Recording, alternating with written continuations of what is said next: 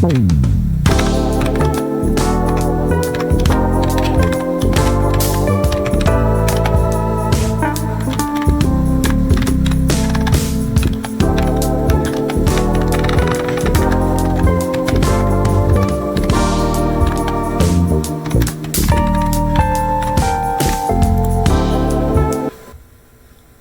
আলাইকুম প্রিয় ভিউয়ার্স, সুপ্রিয় শিক্ষার্থী ও সম্মানিত অভিভাবক।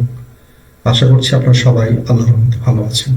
আমিও আপনাদের দোয়ায় এবং আল্লাহর রহমতে ভালো আছি, আলহামদুলিল্লাহ। আজকে আমি প্রিয় ভিউয়ার্স তোমাদের উদ্দেশ্যে তোমরা যা ধারণা করেছো তাই ট্যাগ কোশ্চেন, বিশেষ করে এসএসসি পরীক্ষার্থীদের উদ্দেশ্যে ইংরেজি সেকেন্ড পেপার 5টি ট্যাগ কোশ্চেন থাকে, এই বিষয়ে আলোচনা শুরু করব। কথা না বাড়িয়ে চলো আজকে ক্লাসে অ্যাটেন্ড করি। Let's go.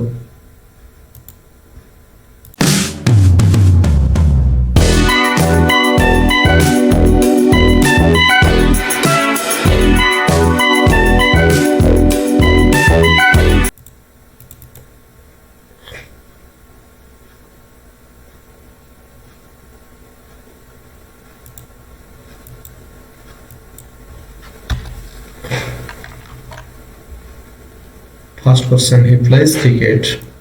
ট্যাগ কোশ্চেন করার সময় লক্ষ্য করবো সাবজেক্ট যদি থার্ড পারসন সিঙ্গুলার হয়, বাক্যটি যদি প্রেজেন্ট ইনফিনিটিভ হয় অর্থাৎ ভার্বে এস বা ইএস যোগ থাকে, সেই সময় ট্যাগ কোশ্চেন করার সময় ডাজেন্ট এবং সাবজেক্ট লিখবো। সাবজেক্ট যদি নাউন হয়ে থাকে তাহলে আমরা তার প্রোনাউন বানিয়ে ব্যবহার করবো, আর প্রোনাউন থাকলে তাই লিখে দিব এবং শেষে প্রশ্নবোধক চিহ্ন বসাবো। ট্যাগ কোশ্চেন করার মূল শর্ত হলো বাক্যটি পজিটিভ মোডে থাকলে তা নেগেটিভ মোডে হবে, আর যদি নেগেটিভ ফর্মে থাকে তাহলে তা অ্যাফার্মেটিভ ফর্মে হবে। নেক্সট কোশ্চেন,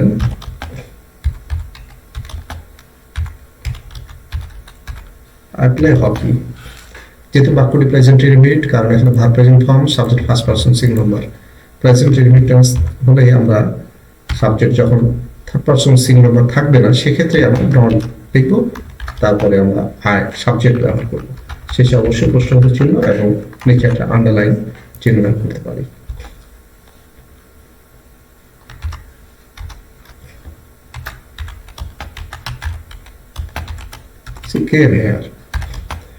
বাক্য দেখছি subject third person singular, but বাক্যটি পাস্ট ইনডিফিনিট অর্থাৎ ভার্বটি পাস্ট ফর্মে আছে, তখন আমরা ডিডেন্ট ব্যবহার করব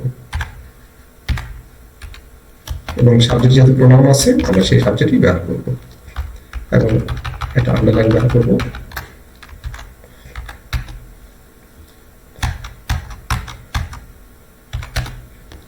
চার নম্বর কোশ্চেন,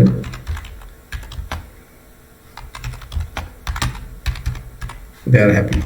যদি বাক্যে আমরা বিভাগ দেখি লক্ষ্য করি, অ্যামিজার, ওয়াজার, স্যাডেল, হ্যানাজার ইত্যাদি সাহায্যকারী ভাব, সেক্ষেত্রে আমরা সেই ভাবটা ব্যবহার করার সাথে সাথে যদি বাক্যটা একবার মোড়ে থাকে তাহলে একটা নট যুক্ত করবো, আরেন্ট এবং সাবজেক্ট দে।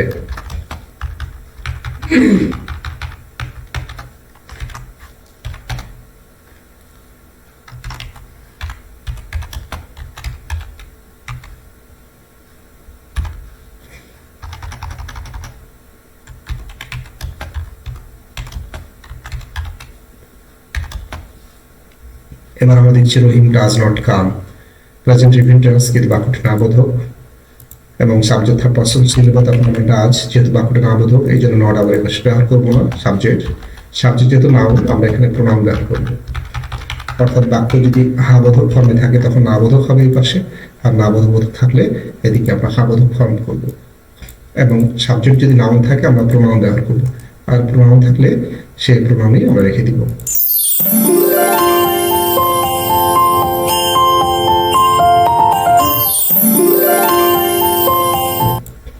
Next question,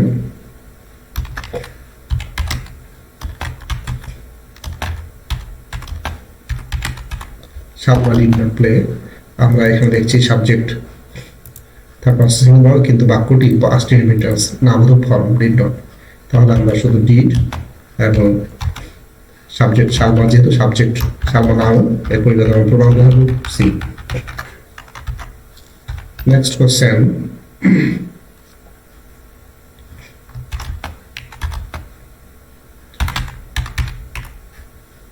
যদি ফার্স্ট পারসন সিঙ্গুলার অর্থাৎ আই থাকে কোনো বাক্যে এবং বি ভার্ব এম থাকে মূল ভার্ব হিসেবে, অর্থাৎ এম যুক্ত কোনো বাক্য যদি হাবোধক হয়ে থাকে সেক্ষেত্রে আমরা ট্যাগ প্রসেসিং করার সময় এম নট না লিখে এখানে অবশ্যই লক্ষ্য রাখবো আর এন্ড বা এন্ড লিখবো, তারপর সাবজেক্ট আমরা যুক্ত করবো।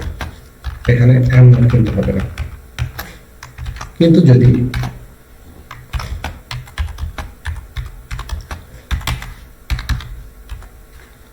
এমন বাক্য থাকে, এম যুক্ত বাক্য কিন্তু না বোধক ফর্মে আছে, সেক্ষেত্রে আমরা কিন্তু আর আই না লিখে অবশ্যই এম আই ব্যাপারটা লক্ষ্য রাখতে হবে।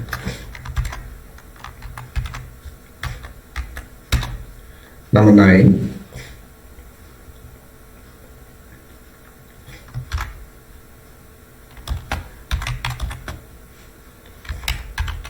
He has gone. Present perfect tense এখানে সাহায্য করে হ্যাজ রয়েছে, অতএব উত্তর করার সময় আমরা হ্যাজ, হ্যাজেন্ট, হি ব্যবহার করব। Number 10. The boys had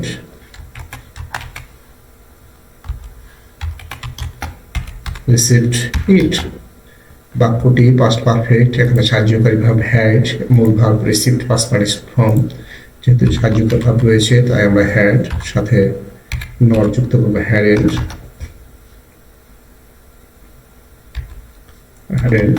the boys এর পরিবর্তে প্রোনাউন ব্যবহার করতে পারি দে। আমরা সবসময় লক্ষ্য রাখবো নট গুলো সাহায্যকারী ভার্বের সাথে সংক্ষিপ্ত রূপ had, had not, has not, am, are not সংক্ষিপ্ত রূপে aren't, hasn't, hadn't, doesn't, didn't ইত্যাদি অর্থাৎ কন্ট্রাকশন ফর্মে ব্যবহার হবে। আশা করছি আগামী ভিডিওতে তোমাদের আরো কিছু ট্যাগ কোশ্চেন নিয়ে সামনে হাজির হব। প্রিয় ভিউয়ার্স, সুপ্রিয় শিক্ষার্থী এবং সম্মানিত অভিভাবক, যদি ভিডিওটি ভালো লাগে তাহলে চ্যানেলটি সাবস্ক্রাইব করে বেল আইকন চালু করে রাখো, তাহলে নেক্সট ভিডিও নোটিফিকেশন অতি দ্রুত পেয়ে যাবে, যাতে করে যথাসময়ে তোমাদের প্রয়োজনীয় ভিডিও তোমরা দেখতে পারো। সে সাথে আমার ভিডিওটি শেয়ার এবং একটি পজিটিভ করে আমার পাশে থাকবে। আগামী ভিডিও দেখার আমন্ত্রণ জানিয়ে আজকের মতো বিদায় নিচ্ছি। যে যেখানে থাকবে ভালো থাকবে। আল্লাহ হাফেজ।